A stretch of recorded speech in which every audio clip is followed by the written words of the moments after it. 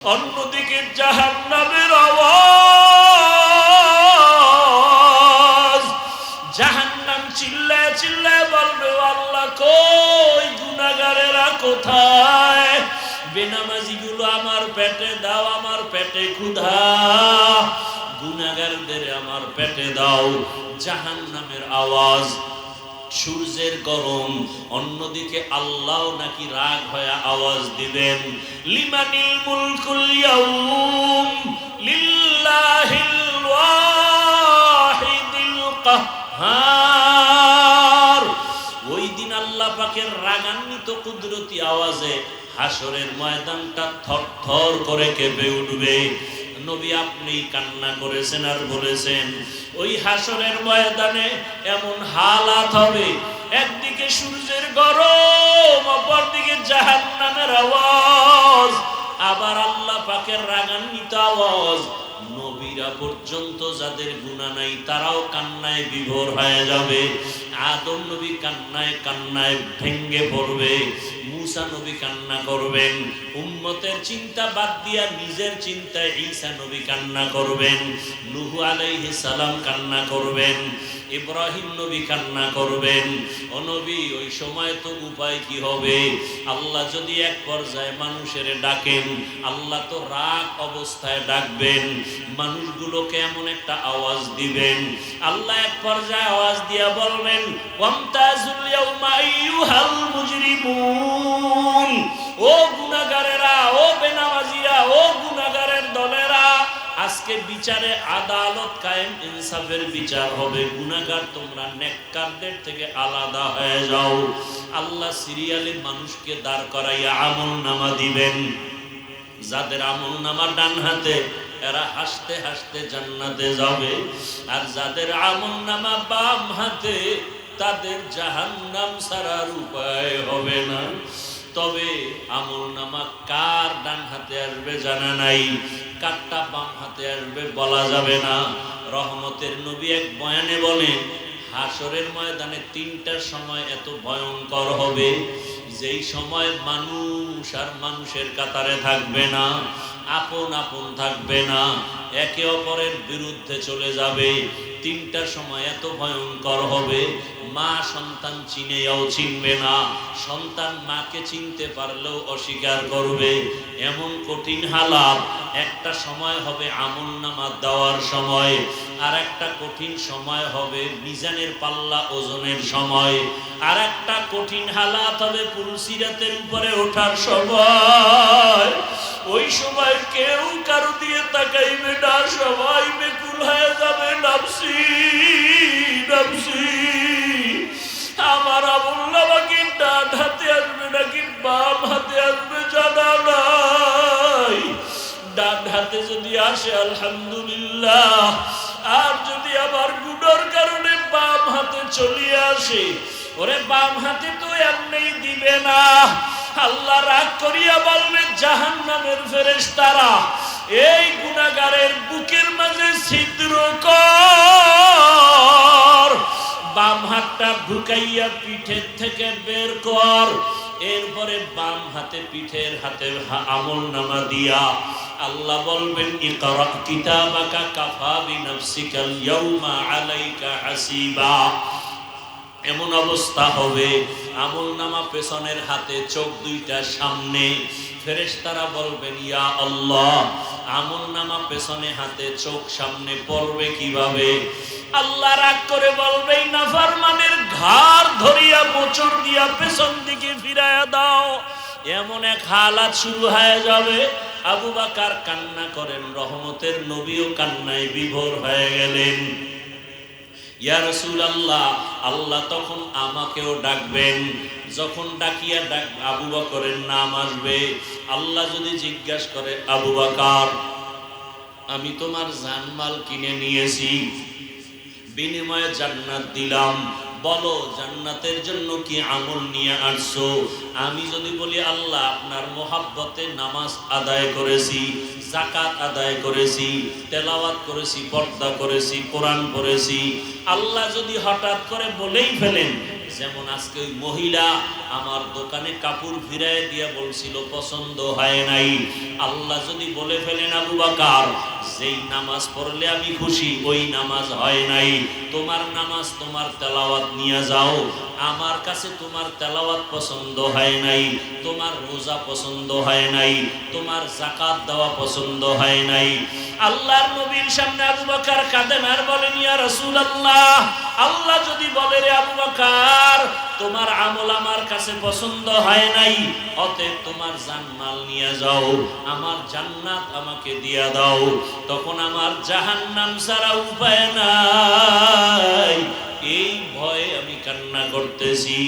ও এলাকার যুবক বাবারা, পর্দার আড়ালের মা বোনেরা, বৃদ্ধ বাবাজিরা, জান্নাতি সাহাবী রাসূলের আদর্শের মালা গলায় লাগাইয়া জান্নাতের সুসংবাদ পাইয়া যদি তার অবস্থা এমন হয়, তার আমল কত সুন্দর, নামাজ কত সুন্দর, তার তেলাওয়াত কত সুন্দর, সাহাবায়ে কেরামের তাকওয়া কত সুন্দর, ইখলাস কত সুন্দর, ব্যবহার কত সুন্দর, এরপরেও যদি তারা জীবন ভর শুধু জাহান্নামের ভয়ে কান্না করেন, ও যুবক বাবা জীবনে কত গুনাহ করে ফেলেছো, বৃদ্ধ বাবাজি মা বোনেরা হাতের দ্বারা কত গুনাহ, চোখের দ্বারা কত অন্যায়, জবানের কথার দ্বারা কত মিথ্যা, কত গীবত শিকায়াত, কত গালাগালি, অন্যের হক কত নষ্ট করেছো রে বাবা, কত মিথ্যা বলেছো, কত হক নষ্ট করেছো, কত নামাজ ছাড়লা, দাড়ি কাটলা, বেপরদায় চললা, মা বাবারে কত কষ্ট দিয়েছো,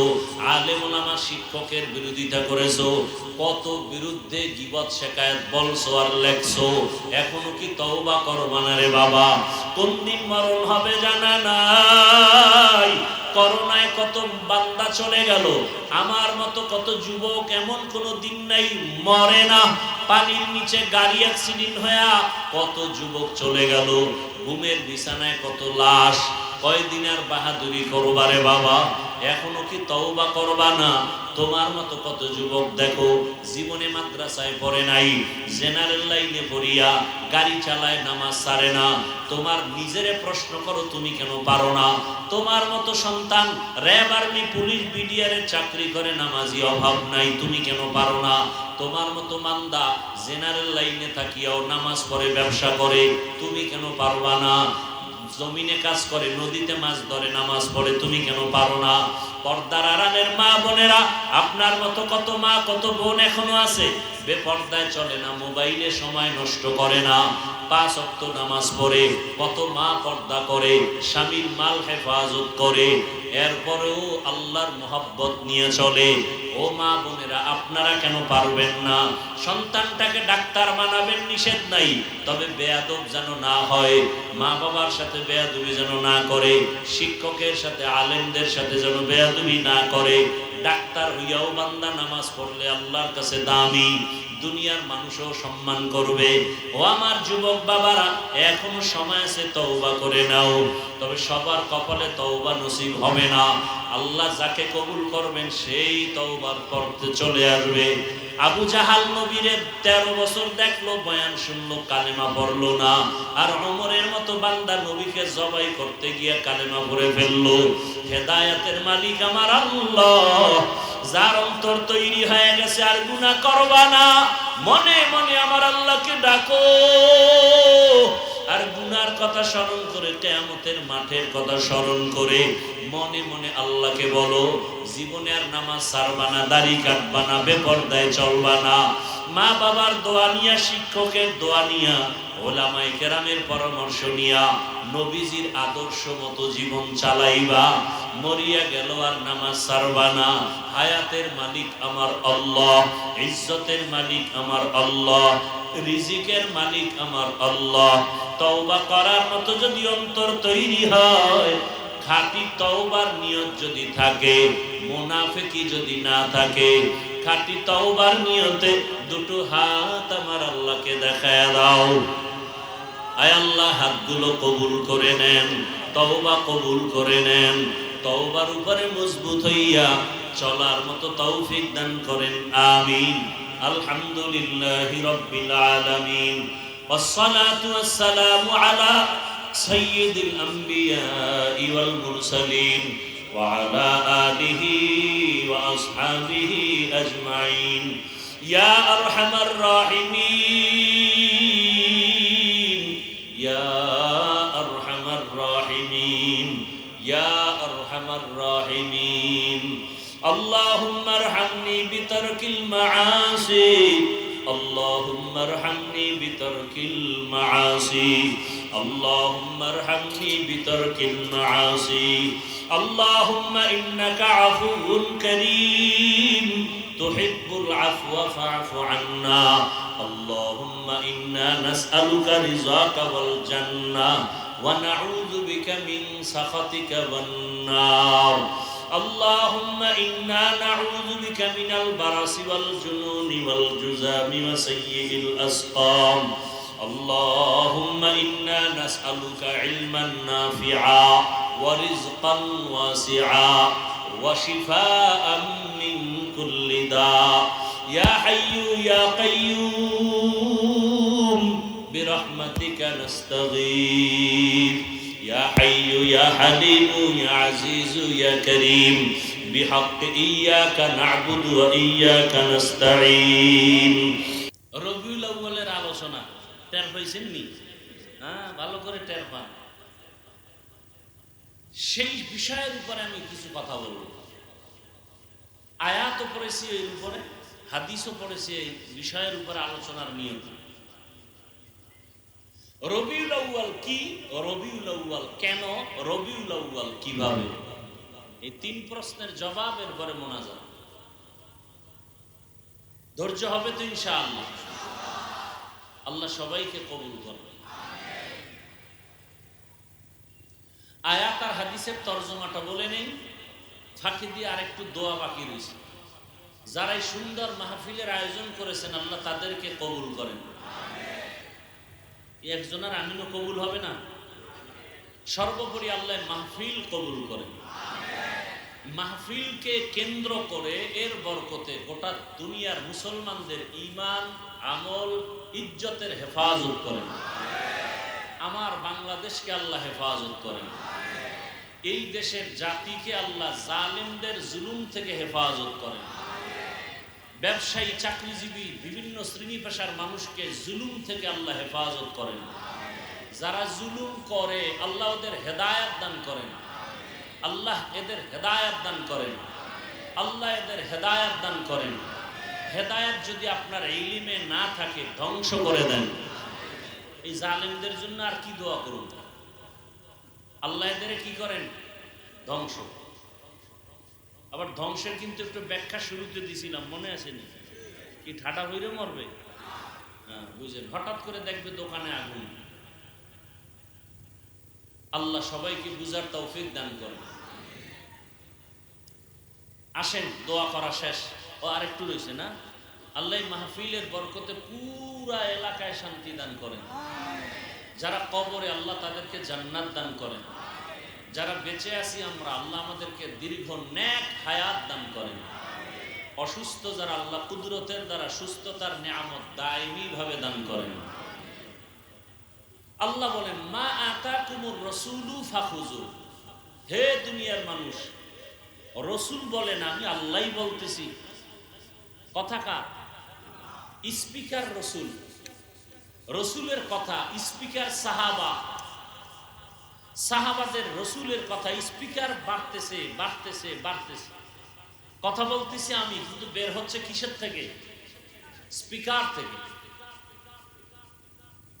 রসুলের কথা আমরা আলেমরা স্পিকার হয়ে বলতেছি। কথা আলেমের না, কথা আমার পীর সাহেবের না, চরমনের না, তাবলীগের না, কথা মদিনা, কথা কোরআনের। আওয়াজ বের হচ্ছে স্পিকার থেকে। তাবলীগ speaker, Charmonai speaker, Deobandi speaker, আলেম ওলামা স্পিকার। এখান থেকে কথা বের হচ্ছে। হে রসুল আপনি বলে দেন, মূলত আমি আল্লাহই বলতেছি। ও দুনিয়াওয়ালারা, আমার প্রিয় বান্দারা, রসুল যা নিয়ে আসছেন তা গ্রহণ করো, ধরে রাখো। আর যার থেকে রসুল ফিরতে বলছেন, নিষেধ করছেন, এর থেকে নিজেকে ফিরাইয়া রাখো। আয়াতের তরজমা শেষ। হাদিস, নবী বলেন, আমার 63 বছর হায়াত শেষে আমি বিদায় হয়ে যাচ্ছি। উম্মত, আমি তো তোমাদের আশিক, বিদায় বেলা দুটো জিনিস রেখে যাচ্ছে। এই দুই জিনিস রেখে চ্যালেঞ্জ দিচ্ছি, যদি কেউ দুই জিনিস ধৈর্য রাখতে পারো, কিয়ামত পর্যন্ত ঈমানও যাবে না, সম্মানও যাবে না। কয় জিনিস? এক নম্বরে কোরআন, দ্বিতীয় রসুলের সুন্নাহ, রসুলের আদর্শ। একটু আগে ইঙ্গিত দিছি, মহামারী করোনার ইঙ্গিত দিছি না? বাবার করোনা, শিক্ষিত দুই কুলাঙ্গার ছেলে, শিক্ষিত দুই, ট্রিপল মাস্ক লাগাইছে, বাবার করোনা কাছে যায় না, বরং এলাকার একটা গরিবকে বলল টাকা দিব, বাবার লাশটা টেনে রাস্তায় ফেলে দিয়ে আস। রাস্তায় ফেলে দিল। নাউজুবিল্লাহ বলেন কেন? নাউজুবিল্লাহ বলার সেই সমাজ আছে এখন? বাবারে মারতেছে, কই সেই নাউজুবিল্লাহর সমাজ?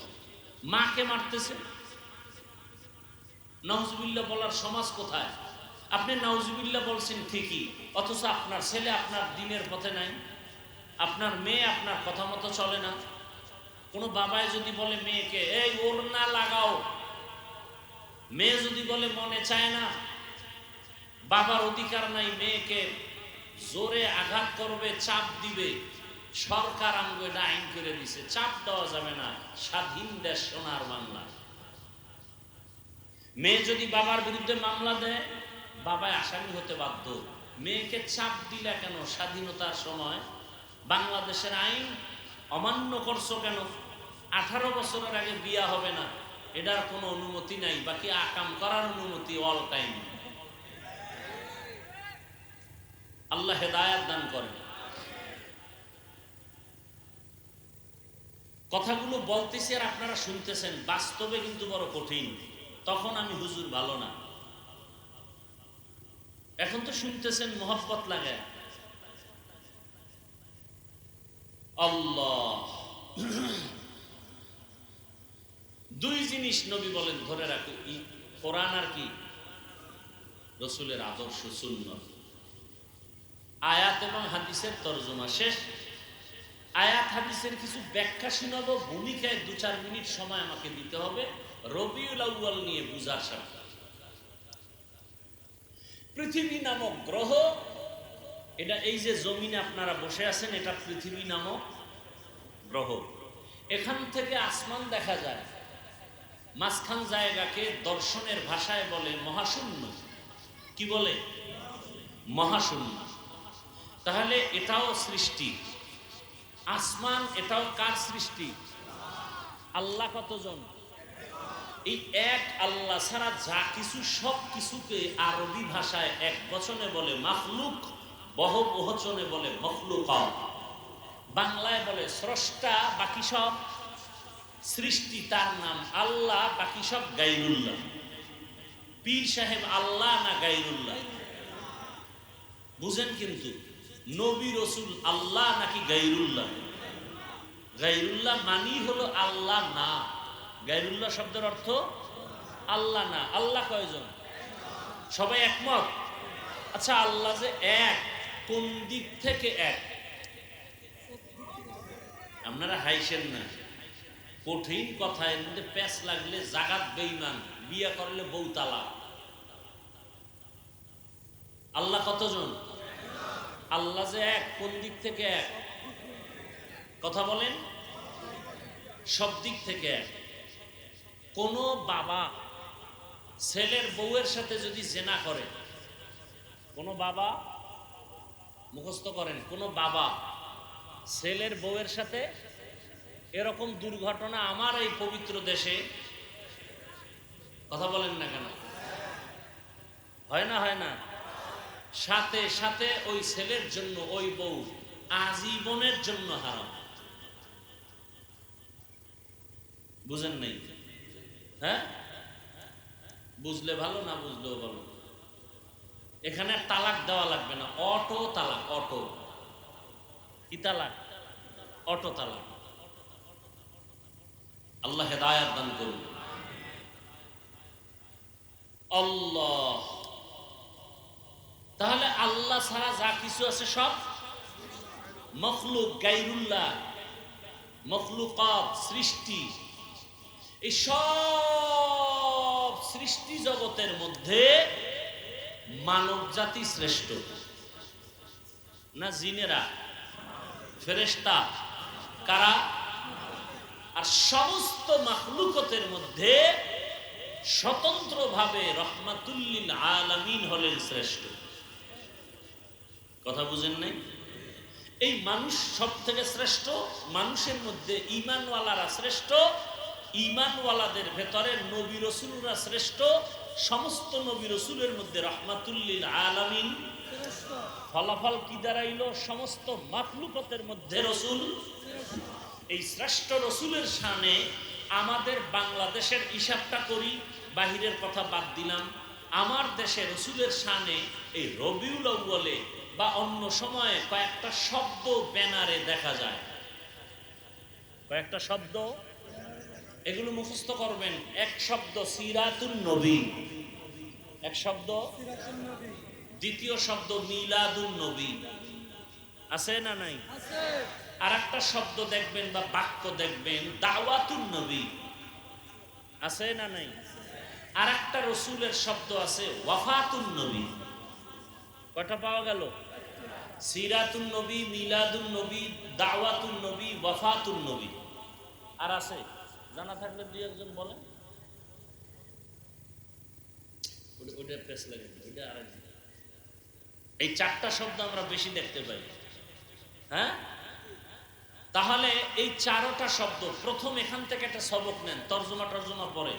এই চারটা শব্দ সিরাতুন নবী, মিলাদুন নবী, ওয়াফাতুন নবী, দাওয়াতুন নবী, চারটা শব্দ একমাত্র শুধুমাত্র কেবলমাত্র আমাদের রসুলের সম্মানের শব্দ। এই কথাটা আগে অন্তরে নেবেন। এই চারটা শব্দ আমার রসুলের শানের শব্দ। এই বাক্য, এই শব্দকে যদি কেউ বাঁকা নজরে দেখে, ওর ঈমান বাঁকা, ওর অন্তর বাঁকা, ওর জিন্দেগি বাঁকা। বুঝাইতে পারছি? নাম্বার 2, এই চারটা শব্দ বা এই চারটা বাক্যের মধ্যে পাওয়ারফুল বাক্য হলো সিরাতুন নবী। পাওয়ারফুল বাক্য। এবার সংক্ষেপে অর্থটা নেন। সিরাত শব্দের শাব্দিক অর্থ অবস্থা, আদর্শ। আন-নবী, নবী শব্দটা আম, যে কোনো নবী। আন-নবী বললে একমাত্র সুপরিচিত নবী রহমাতুল লিল। পৃথিবীতে আর কোন নবী সুপরিচিত না, একমাত্র সুপরিচিত মানে এমন কোন মাখলুক নাই যে রসুলকে চিনে না। সেই রসুল এখন সিরাত আর নবী শব্দ এক জায়গায় করলে হবে সিরাতুন নবী। আমাদের সুপরিচিত নবীর জীবন ইতিহাস, জীবন আদর্শ। মিলাদুন নবী মানে আমাদের সুপরিচিত নবীর জন্ম মোবারক। দাওয়াতুল নবী মানে আমাদের সুপরিচিত নবীর দাওয়াতি কাজের এডিশন যেখানে আছে। ওয়াফাতুন নবী আমাদের সুপরিচিত রসুলের ইন্তেকাল। তাহলে ওয়াফাতুন নবী বললে ওখানে আর মৃত্যু নিয়ে আলোচনা হবে, জন্ম নিয়ে না। মিলাদুন নবী মানে জন্মের আলোচনা, পুরো জীবনের আলোচনা না, আলোচনা ভিন্ন আলোচনা না। সিরাত রসুলের জীবনের আলোচনার মধ্যে সব আছে। এজন্য সিরাতুন নবী বললে এর মধ্যে ওয়াফাতুন নবীও আছে, এর মধ্যে মিলাদুন নবীও আছে, এর ভেতরে দাওয়াতুন নবীও আছে। আমরা সবগুলো শ্রদ্ধা ভরে কলিজায় জায়গা দিয়েছি, কারণ এই চারটা শব্দ রসুলের শানের শব্দ, শব্দ বাক্য হিসাবেও সম্মান করি, এবং ভেতরে যা কিছু আছে এগুলো মানার জন্য আমরা মানুষকে বলি, নিজেরা আমলের চেষ্টা করি। আসেন, আয়াত আর হাদিসের তর্জমা কি? আল্লাহ বলেন রসুল যা নিয়ে আসছেন তা গ্রহণ করো তোমরা। এখন রসুল আসছেন দুনিয়াতে কোন মাসে বলেন সবাই? আমি যে কথাগুলো বলতেছি এর কিঞ্চিত আপনারা হাতের নাগালে পাবেন। এখন আর হুজুর টুজুর মানা লাগবে না, কয়েকদিন পর দেখবেন হুজুর কামেই লাগে না। আপনি সুরা টুরা বইলে নামাজ পড়ে লাগবেন। গুগলে সার্চ দিবেন রহমাতুল লিল আলামিনের আগমন কোন মাসে, গুগলে লিখে সার্চ দিবেন, এখানে ডিটেলস রসুলের আগমন নিয়ে যত মতবিরোধ আছে সব চলে আসবে। কি আসবে? রসুল রবিউল আউয়ালে আসছেন এই কথাটা অনেকের মত, কিন্তু অন্যরাও অন্য মাসের কথা বলেছেন। রসুল রমাজান মাসে দুনিয়াতে আসছেন এই কথাও আছে। গুগলে যান, আমার সাথে রাগ করে কোনো লাভ নেই। রসুল চলে গেছেন রবিউল আউয়াল মাসে, আসার দিন সোমবার, আসার দিন বিদায়ের দিনও কি সোমবার। রসুলের কি বলে এটাকে, রূহ চলে গেছে দেহ মোবারক থেকে, এটা কোন দিন? কিন্তু কবরে দাফন হয়েছে বুধবার, হিসাবে বৃহস্পতিবার হয়। বুধবার দিন গিয়া রাতের তাহাজ্জুদের সময়, বুঝেন না কথা? তাহলে যারা বলে রসুল মরেই নাই, তাহলে 63 বছরের হিসাব কেন? আবার একদল বলে রসুল যে মরে গেছে, কবরে গেছে, আর জিন্দাই হয় নাই। আর আল্লাহ কয় শুধু জিন্দা না, এদেরকে আমি খানা দেই, খানা। সমস্ত নবী রসুল কি কবরে জিন্দা? আল্লাহ কয় শুধু জিন্দা না, অহুম ইউরজাকুন, আমি রিজিক দেই, খানা দেই। এখন ওই হিংসার দাবানলে বইরা কি করবো? আটকাই তৈব না? আটকানোর জন্য বলে যদি নবী জিন্দেই হয়, খানাও খায়, তো কি খায়? রুটি না ভাত? যদি রুটি ভাত খায়, প্লেট গ্লাস পানি কই? এইরকম বাজে বাজে প্রশ্ন করে মানুষের অন্তরকে উল্টা পাল্টা করে ফেলে। আল্লাহ হেদায়াত দান করে। তো রসুল রবিউল আউয়ালে আসছেন সোমবার দিন, বিদায় সোমবার। তারিখেও ইখতিলাফ, যথেষ্ট পরিমাণ ইখতিলাফ। কেউ বলেন রবিউল আউয়ালের 8, কেউ বলেন 9, কেউ বলেন 11, 12 তারিখ কেউ কেউ বলেছেন। কিন্তু ঐতিহাসিকদের ভেতরে যথেষ্ট পরিমাণ মতবিরোধ আছে। সব কথার শেষ কথা, রসুল কবে আসছেন, কখন আসছেন, কবে গেছেন, কখন গেছেন, এর থেকে গুরুত্বপূর্ণ আলোচনা রসুল আমাদের জন্য কি নিয়ে আসছেন, আমাদেরকে কি দিয়ে চলে গেছেন। ঠিক আছে? আল্লাহ কয় নবী যা নিয়ে আসছে ধরো, যা নিষেধ করেছেন তা ছাড়ো। নবী নিয়ে আসছেন কি? রবিউল আউয়ালে নবী নিয়ে আসলেন কি? আল্লাহ ভিন্ন আয়াতে জবাব দিয়া বলেন, লাকাদ কানা লাকুম ফি রাসূলিল্লাহি উসওয়াতুন হাসানাহ। হে রাসূল, আপনি জানায়া দেন দুনিয়ার সব মানুষ, তোমাদের জন্য রসুলের মধ্যে নিশ্চিত রয়েছে উত্তম আদর্শ। কি আছে? জবাব দেন, ঘুম আসতেছে আপনাদের?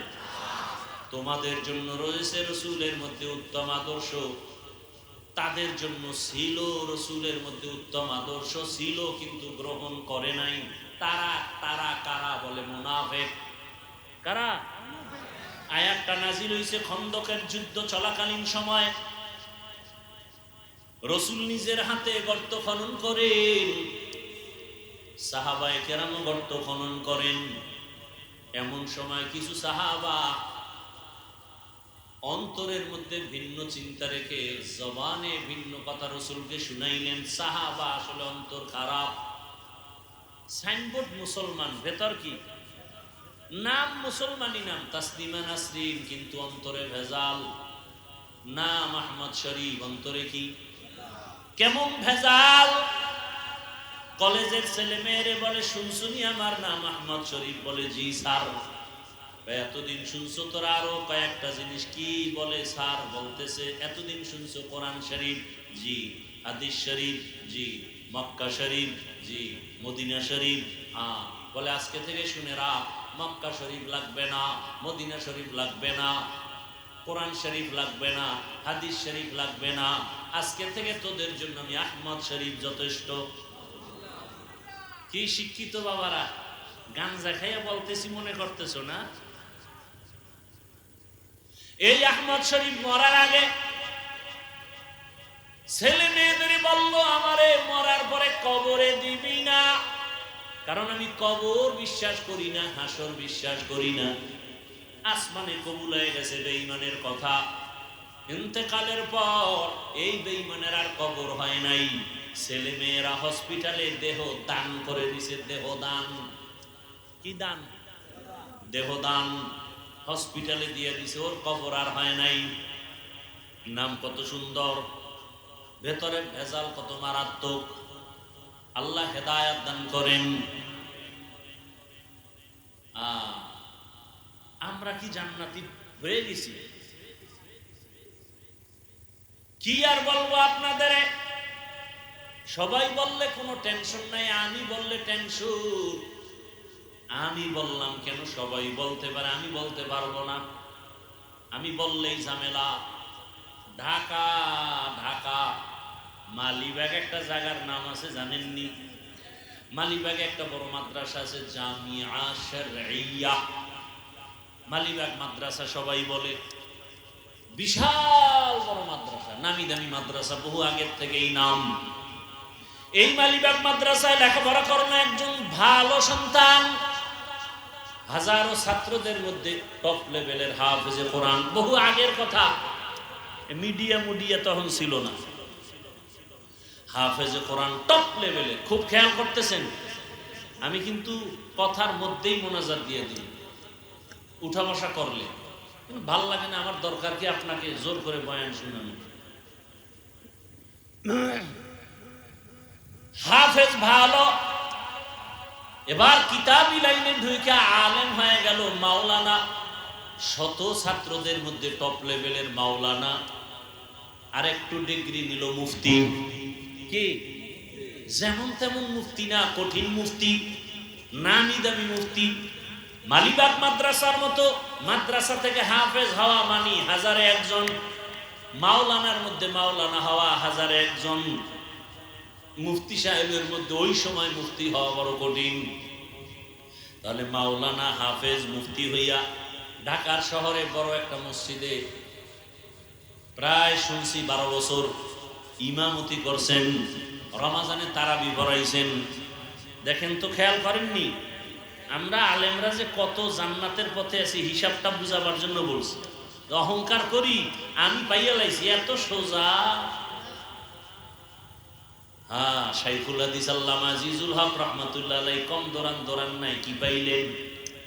মুফতি আমিনী রহমাতুল্লাহ আলাইহি কম দৌড়ান নাই, কি পাইলেন? দুনিয়াদারেরা আলেমকে দিব বলে ব্যবহার করতে চায়, নিজের স্বার্থে আঘাত লাগলে আর পছন্দ করে না। দেখেন না, সরকারি ডিউটি করে, মাত্র ডিউটি 8 ঘন্টা। কত ঘন্টা? প্রতিদিন 8 ঘন্টা ডিউটি। বেতন কত? নিম্নে 20,000 টাকা। নিম্নে টেবিলের নিচে বাম হাতে কত মুক্তা পাওয়া যায়। কিন্তু চিন্তা করে দেখেন, একজন টুপিওয়ালা ইমাম সাহেবের ডিউটি কয় ঘন্টা মসজিদে? বলেন, বেতন কত? তাহলে আমরা ক্ষমতা আইলে কেমন ফিডাম? হ্যাঁ, যে এক থেকে জুলুম দুনিয়াতে আর কি হতে পারে? সভাপতি বেতন দেয় 100 টাকা, সেক্রেটারি আরো ধনী, আমি দেবো 50, কারণ সভাপতির উপরে দিলে বেদবি। কি আমি না বলছি? সত্য কথাটা স্বীকার করবেন। এরপরও রিমান্ডে থাকে ইমাম সাহেব, রিমান্ডে। জোহরের নামাজে নাই, রিক্সাওয়ালা কয় হুজুর গেছিলেন কই? রিক্সাওয়ালা ইমাম সাহেব, তুমি কে? বলে আমি কে মানে? মাসে 5 টাকা বেতন দেই, রিক্সা চালাই, সে 5 টাকার পাওয়ার। এরকম বেয়াদব নাই? এরপরও কোনো আলেম কারোর সাথে খারাপ আচরণ করে না। ভালো করে বুঝো, ওই মালিবাগ মাদ্রাসার হাফেজ, আলেম, মাওলানা, মুফতি 12 বছর ইমামতি করার পরে এখন তার হালাত কি জানেন? সে কোরআনের আয়াত নাম্বার বইলা ইউটিউবে বয়ান সারে আর বলে আল্লাহ বলতে কিছু নাই। পর্ব নাম্বার 1, পর্ব নাম্বার 2, মুহাম্মদ পৃথিবীর এক ভণ্ড। কি মনে হয় বানায় কইতেছি? কি ওলামায়ে কেরাম খবর আছে আপনার? আছে? নাম কি? মামুন না মাসুদ? হায় এক চিন্তা করতে পারে। আহ,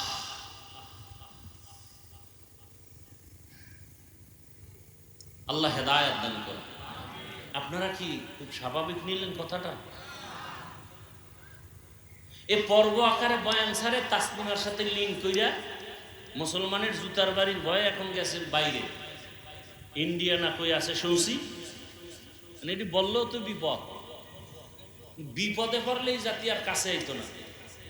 বয়ানের আগেকার হুজুর এলাকার এই অবস্থা সাইজ করতে হবে আজকে। হুজুরও আবেগে এমন উল্টা পাল্লা শুরু করছে, এবার প্যাঁচ লেগে গেছে বয়ানের ভিতরে। ওই মোনাফেকটাই বাইরে বয়ে খায়, হুজুরে হিসাব করে কথা বলবো না, ওই মোনাফেকটা গেছে গিয়ে দূরে তাল দিয়া। আল্লাহ হেদায়েত দান করুন। হায় হায়, আল্লাহ বলেন রসুল যা নিয়ে আসছেন তা গ্রহণ করো, ধরে রাখো। কি নিয়ে আসছেন একটু আগে বলছি, কি? উত্তম আদর্শ। কি নিয়ে আসছেন? উত্তম আদর্শ। উত্তম আদর্শ গ্রহণ করো। নবী যা নিষেধ করেছেন তার থেকে ফিরে থাকো। নবী বলছেন আমি বিদায় বেলা দুই জিনিস রেখে গেলাম, এর বাইরে কিছু ধরবা নাই, দুইটা ধরে রাখো, দুনিয়া তো সম্মান, আখিরাত তো। ওই দুইয়ের এক হলো কোরআন, দ্বিতীয় রসুলের আদর্শ সুন্নত। আল্লাহর জাতের কসম, আজ জমিনের মধ্যে রসুলের আদর্শ যার কাছে যত পার্সেন্ট আছে, আল্লাহর কসম তার কাছে সম্মান আর ঈমান তত পার্সেন্ট আছে। যার কাছে কম তার সম্মানও কি। দেখেন, জীবনে মাদ্রাসায় পড়ে নেই, জীবনে আলিফ বাতাও শিখে নাই, কিন্তু নবীর আদর্শওয়ালা আলেমদের সাথে চইলা চইলা এখন টুপি পরে, নামাজ পড়ে, দাড়িওয়ালা নাই।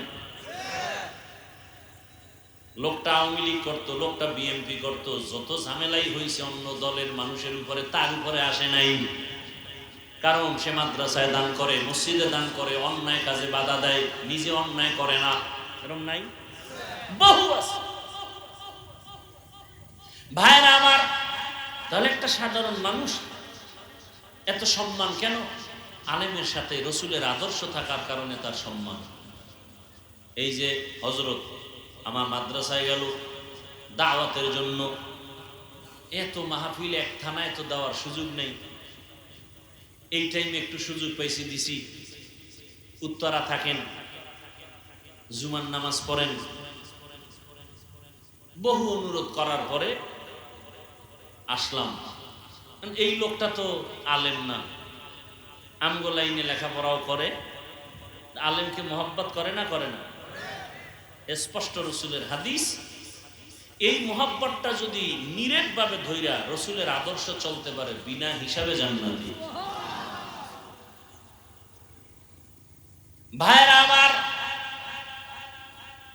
রহমতের নবী উত্তম আদর্শ নিয়ে আসলেন। কোথায়? মানসারামপুর। কোথায়? রসুল আসছেন কোথায়? মক্কা নগরীতে। মক্কা নগরী তখন কেমন হালাত? বলে দুনিয়ার মধ্যে যত খারাপ, এর থেকে হাজার হাজার হাজার গুণ, কোটি কোটি গুণ বেশি খারাপ মক্কার মানুষ। মক্কার মানুষ এত খারাপ, চরিত্রের কোনো হিসাব নাই। নারী আর পুরুষ সবাই উলঙ্গ হয়ে বাইতুল্লাহ তাওয়াফ করে। কেমন বাইতুল্লাহ? ইন্না আউওয়ালা বাইতিন উযিআ লিন-নাসি লাল্লাযী বিবাক্কাতা মুবারাকান ওয়া হুদা, মুবারাকান ওয়া হুদাল লিল আলামিন।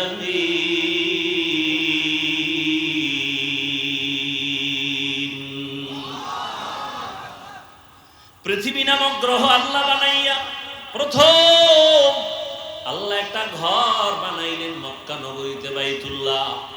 এমন একটা সুন্দর ঘর, হেদায়েতের ঘর, ইবাদতের ঘর, নাকি থাকার ঘর, বসবাসের ঘর?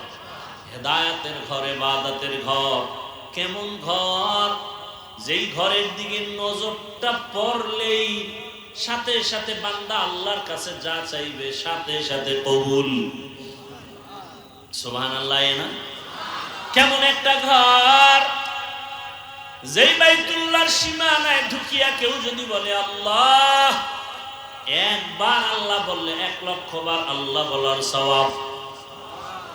বাইতুল্লাহর সীমানা কি হাজী সাহেবরা যে তওয়াফ করে এইটু না, জেদ্দা এয়ারপোর্ট থেকে গাড়িতে যখন হাজিরা মক্কা রওনা হয়, রাস্তার মাঝে রেহাল আছে, বড় রেহাল, দেখছেন নি? এটা বাইতুল্লাহর সীমানার ঢুইকা ওই রেহালের ভেতরে গিয়েই যদি বলে আল্লাহ, ১,০০,০০০ বার আল্লাহ বলার সওয়াব। একটা সেজদা যদি দেয় ১,০০,০০০ বার সেজদা দেওয়ার সওয়াব। একবার যদি বলে সুবহানাল্লাহ, ১,০০,০০০ বার সুবহানাল্লাহ বলার সওয়াব।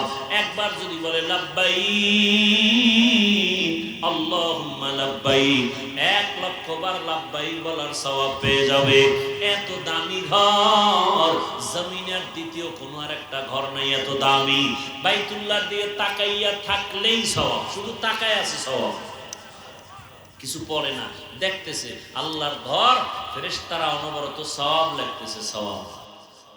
রহমতের নবী বলেন এই বাইতুল্লাহ এতটা দামি, যেই বাইতুল্লাহ তওয়াফ করিয়া কেউ যদি সীমানার বাইরে যায়, বাচ্চা মায়ের গর্ভ থেকে যেমন নিষ্পাপ বের হয়, ওই হাজিও নিষ্পাপ বের হয়ে গেল।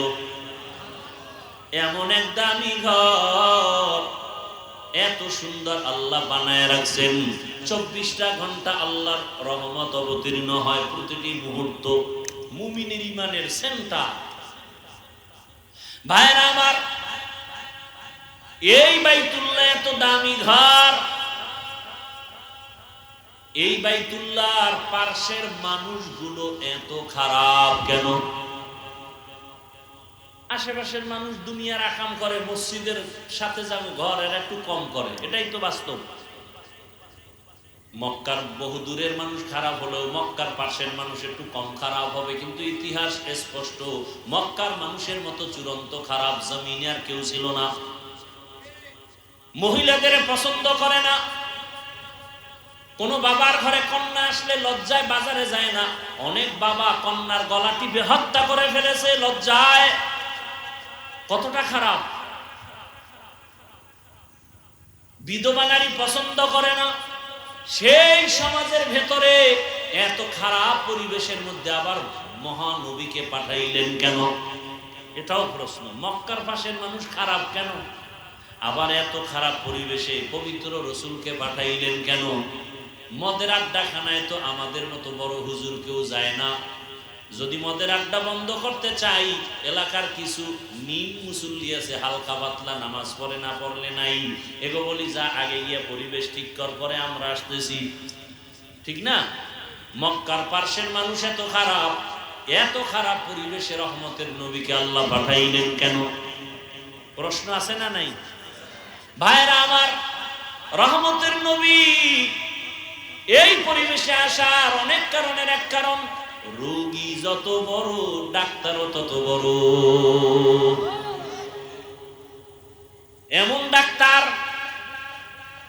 যে ঔষধ দিচ্ছেন, এই ঔষধ দ্বারা সেবন করবে, আল্লাহর কসম কিয়ামত পর্যন্ত এই ঔষধ যারা সেবন করবে তারা দুনিয়ার বাদশা, আখিরাতেও বাদশা। স্কুলে পড়িয়াও রসুলের ঔষধ সেবন করি, আজকে কত দামি, কলেজে পড়ে নামাজ ছাড়ে না, পাগড়িওয়ালা নাই? রসুলের আদর্শের কারণে সম্মান। এই যে এখানে আপনারা বসে আছেন, এত গরম, আপনাদেরকে কি হরিণের গোশত দিয়ে খানা দিবে নাকি? আসা যাওয়ার ভাড়া দিবে? যদি আপনাদের এই যেই ব্যক্তিটা আয়োজন করছেন ঢাকার থেকে ঘোষণা দিয়ে আসতো, আমার বাড়ির পাশে সব মানুষ ডাকো মাইক দিয়া, সবাইরে আমি ৫,০০০ করে টাকা দিব, আগামীতে নির্বাচন করব বাপ। এইবার যদি বলতেন ৫,০০০ টাকার লোভে কিছু গাঞ্জা করাইতো, কিন্তু এই জান্নাতি মানুষ একজনও আসতো না। এরপরে যদি ফিরিয়ে আনতে চায় হবে না, আসা যাওয়ার গাড়ি দাও ফ্রি, বসার জন্য এই বিছনা না, ভিআইপি চেয়ার, এরপরে ফাঁকে ফাঁকে নাস্তা দাও, না হয় চেয়ারের বাড়ি। আবার নিয়ন্ত্রণের জন্য থানায় টেলিফোন করে বলতো, এই ওসি সাহেব, আমার অমুক দিন লোকজন আসবে, নির্বাচনী সভা, আপনি তাড়াতাড়ি পুলিশ দেন, ফোর্স দেন। একটু তাকায় দেখেন, এত গরমের ভেতরে মানুষ শ্বাস ফেলাইতে পারে না, কত কষ্ট। এরপর আপনারা যেখানে আসলেন, আপনাদের গাড়ি ভাড়া ফ্রি না, বসছেন ভিআইপি বিছানা। পৃথিবীতে এর থেকে থার্ড ক্লাসের বিছানা আমার মনে হয় নাই। এরপরও কোন ক্লাস ভাগ নাই, কে ধনী কে গরিব, কে আলেম কে মূর্খ, সব একাকার হয়ে পড়ছে। নিয়ন্ত্রণের জন্য র্যাব, আর্মি, পুলিশ কিচ্ছু নাই। কেউ কেউ দুনিয়ার তাগিদে চলে গেছে। আবার আপনারা বসে আছেন, যদি সারা রাত বসায় রাখি, কারো অন্তরে মনে হয় কষ্ট আসবে না?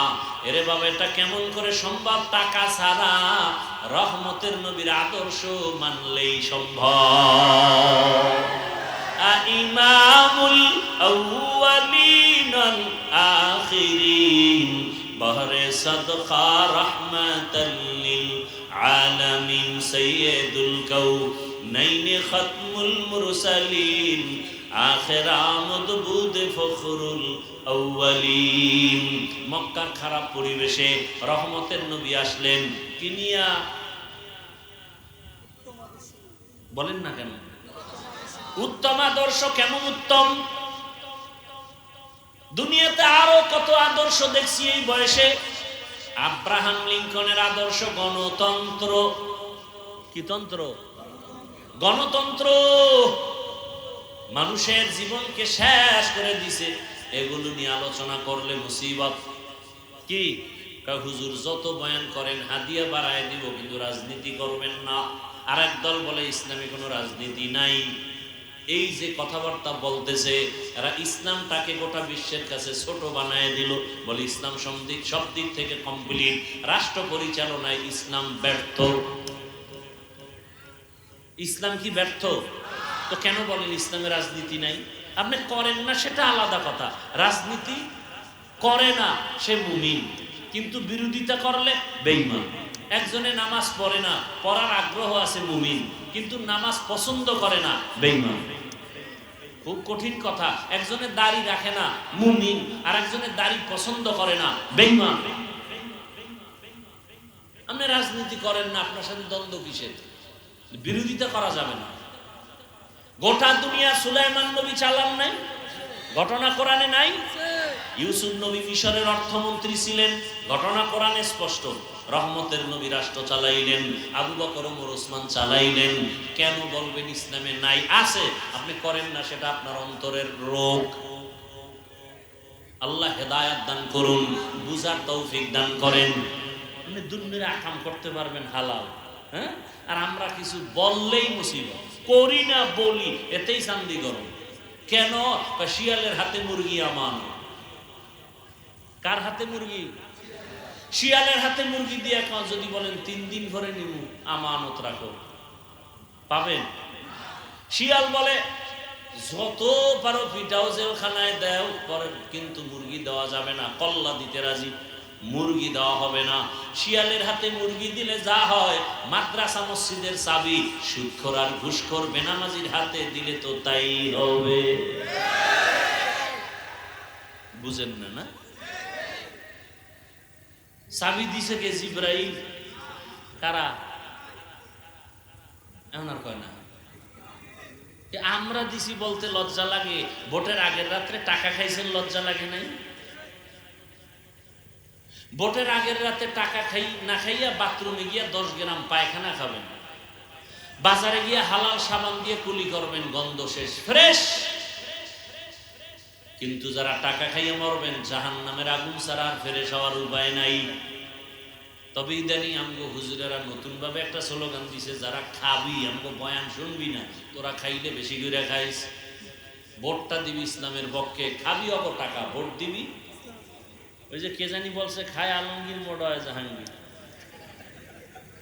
খাবি অব টাকা, ভোট দিবি ইসলামের পক্ষে। অব টাকা মানে কারো বাবার টাকা না, জনগণের টাকা। খাইলে আর কম খাবি, আমগো বয়ান যেহেতু শুনবি না, বলবি যে ভাই টাকা আরো দে। খাইতে খাইতে ওটার ফকির বানায় লাবি, এরপরে ইসলামের পক্ষে ভোটটা দিবি। কি হুজুর এইটা পারা যাবে, আপনাকে হাদিয়া খাওন দাওন সব দেওয়া যাবে, আপনার ক্ষমতা হানা যাবে না, এই চেয়ারম্যান মেম্বার দুই একটা হইলে দেওয়া যেতে পারে, আসল জায়গায় আনলে আমাকে মুসিবত। আম্মা জানেরা কয় যাই কও কিন্তু বিপদ, কয় কি বিপদ, কয় হুজুরেরা আইলেই হাত মুজা পাও মুজা, জেলখানায় রাখবে আটকাইয়া, সম্ভব না। একদলে আবার মাঝখান দেখে না না না আমগো ইসলাম কিন্তু খুব সহজ, একদল আবার সহজ সহজ বইলা এমন সহজ বানায় দিছে যে ডান হাতে বিড়ি টানে বাম হাতে চা টানে ইসলাম, নাম দিয়েছে দিন ইসলাম, শুধু ইসলাম না দিন ইসলাম। আল্লাহ হেদায়েত দান করবে। ভাইরা আমার, ইসলাম সহজ আর কঠিন নাই, এক কথা ইসলাম পৃথিবীতে সবার প্রিয় ধর্ম, শ্রেষ্ঠ ধর্ম, সহনশীল ধর্ম, সহজ ধর্ম, কঠিন না। ইসলামের মতো সহজ আর কোনো ধর্ম নেই। আচ্ছা দুই একটা উদাহরণ দিয়ে 1 মিনিটে। মনে করেন নাই তো এখানে একটা পানির বোতল আছে, ধরে নেন। কি বোতল আছে? এই যে পানির বোতল, এটা আপনি ডান হাত দিয়েই ধরছেন, সুন্নত আদায় করছেন, ডান হাত লাগাইছেন, মুখটা খুলছেন কোন হাত দিয়া? বাম হাত দিয়া না?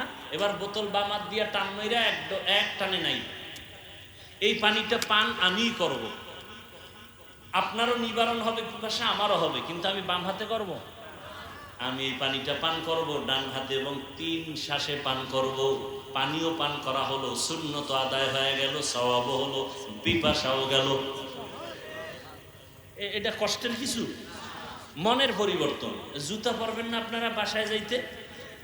আমিও জুতা পরব। সুন্নত কি? আপনার তো হিসাব নাই ডান বাম, আমার হিসাব হলো ডান জুতায় ডান পা আগে যাবে, সুন্নত। এরপরে বাম জুতায় বাম পা ঢুকবে, এরপরে যখন কদম দিব ডান পা দিয়ে কদম দিব, সুন্নত। 1 মিনিটের কাম, কষ্টের কিছু না, হিসাবটা মিলাইলেই সওয়াব। এর নাম ইসলাম। ভাইরা আমার, কিছু খাইবেন পানি, ইয়া মুনতাকিমু, আল্লাহর একটা সিফতি নাম। কি নাম? 7 বার। কয়বার? 7 বার পরে পানিও যা পান করবেন 7 বার পড়বেন ইয়া মুনতাকিমু। এই পানি আপনার উপকার ছাড়া কোনো ক্ষতি হবে না। খানা খাইয়া 3 বার পড়বেন না, কইয়া লাভ কি? কোনদিন পেটে গজব আইতো না। খানা খাইয়া 3 বার ডান হাত পেটের উপরে রাইখা 3 বার আবুল আহাবের নাম লইবেন। কার নাম? আবুল আহাবের নাম আছে, একটা সূরা আছে না? কি সূরা? আবিলাহাবি ওয়া তাব। 3 বার পড়বেন, কোনো গজব পেটে আসবে না। খাইতে যাই এই যদি বাম হাত দিয়ে নুন নেন, লবণ লয় কোন হাত দিয়ে? বাম হাত দিয়ে, কারণ বাথরুমে ব্যবহার হয় তো, এটা ফেলেবার আলাদা।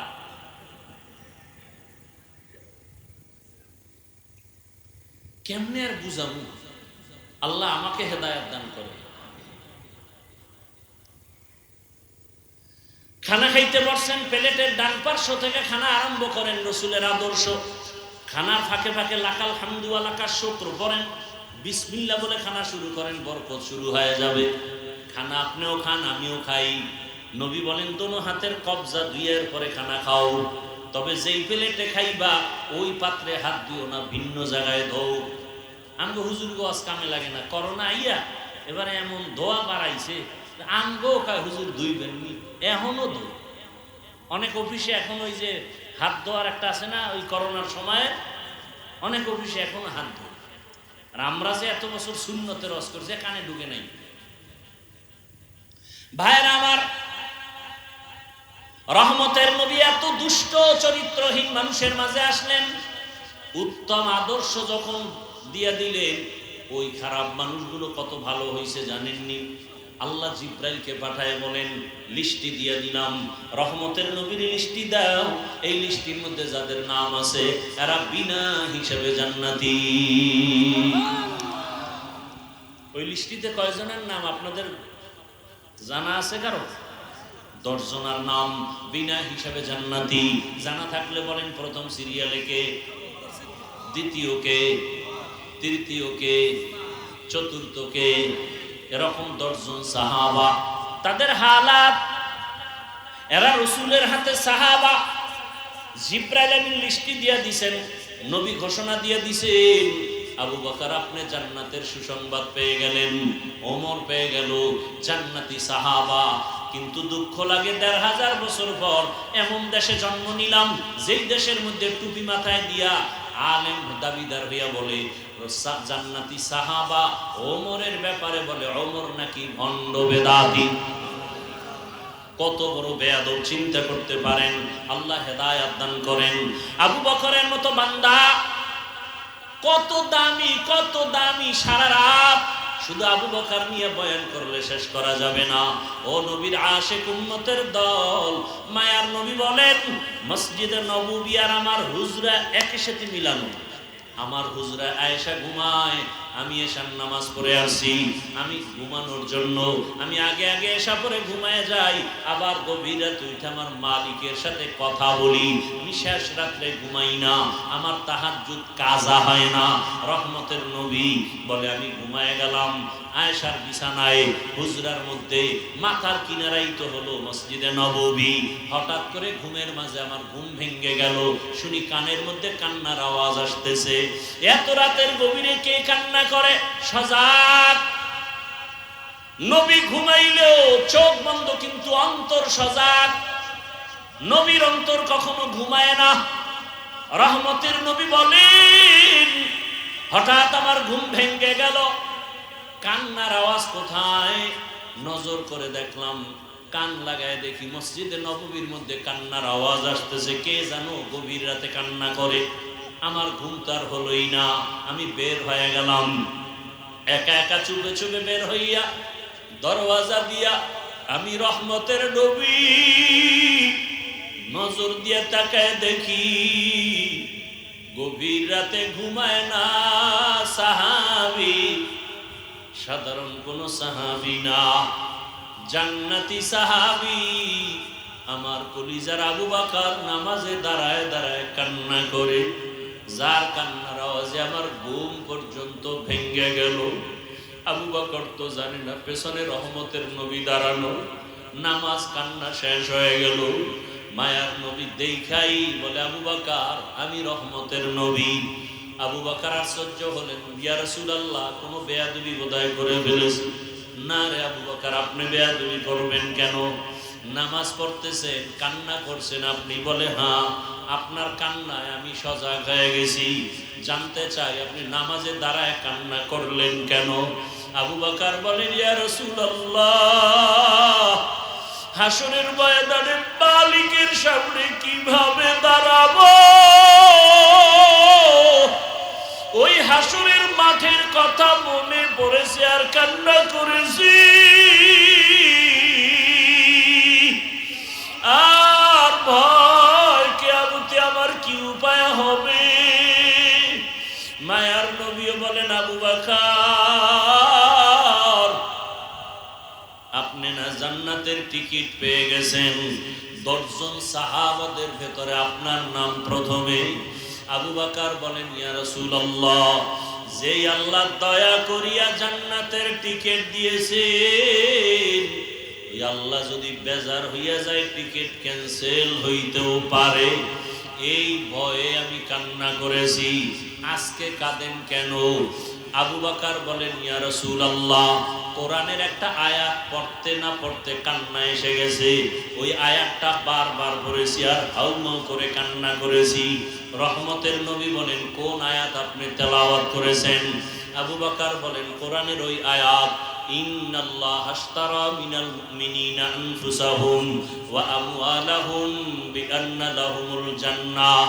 অর্থ হলো আল্লাহ পাক মুমিনের জানমাল কিনে নিছেন, বিনিময়ে মুমিনের জান্নাত দিয়ে দিবেন। নবী বলেন এটা তো খুশির কথা, মুমিন জান্নাত পাবে, আল্লাহ তার জানমাল নিলেন। আবু বকর বলেন ইয়া রাসূলুল্লাহ খুশির ভেতরেও বড় কষ্ট। বলে কেন? বলে আমি তো আসল হাকিকত নিয়ে ভাবতেছিলাম। আপনি জানেন আমি দোকান দেই, আমার ব্যবসা আছে কাপড়ের। আমার ব্যবসার ভেতরে আজকে সকালবেলা একটা মহিলা আসছে দোকানে, আসিয়া তার বহু আগে একটা কাপড় নিয়ে আজকে ফেরত দিয়ে গেছে। বিদায় বেলা জিজ্ঞাসা করেছিলাম, আম্মা জান দোকান থেকে কাপড় নিয়ে ফিরাইয়া দিলেন কেন? মহিলা আমাকে বলল, বহুদিন আগেই দেওয়ার কথা, ব্যস্ততার কারণে আসতে পারি নাই, এখন দিয়ে গেলাম, কারণ আপনার দোকানের কাপড় আমার পছন্দ হয় নাই, আমি টাকা ফিরাই দিছি। ইয়া রাসূলুল্লাহ, আল্লাহ যে ওয়াদা করেছেন মুমিনের জানমাল কিনে নিয়েছেন, বিনিময়ে মুমিনকে জান্নাত দিয়েছেন, জান্নাতটা তো এখন দিবেন না, কিয়ামতের বিচারের পরে দিবেন। আপনিই তো কিয়ামতের অবস্থার বয়ান করেছেন, হাসরের ময়দানের কথা বলেছেন, কত ভয়ঙ্কর হবে হাসরের মাঠ। আরাফার ময়দান হবে আল্লাহর বিচারালয়, আদালত। কিয়ামতের দিন সব নারী আর পুরুষেরা উলঙ্গ দাঁড়াবে, নারীরাও উলঙ্গ, পুরুষেরাও উলঙ্গ, আল্লাহর আদালতে দাঁড়াবে। ওই সময় সূর্যটাও নিচে চলে আসবে। সূর্যটার যত তাপ আছে, ও নবী আপনিই বয়ান করে কান্না করেছেন, সূর্যের গরমে নাকি মাটির জমিনটা পুড়িয়া তামা হয়ে যাবে।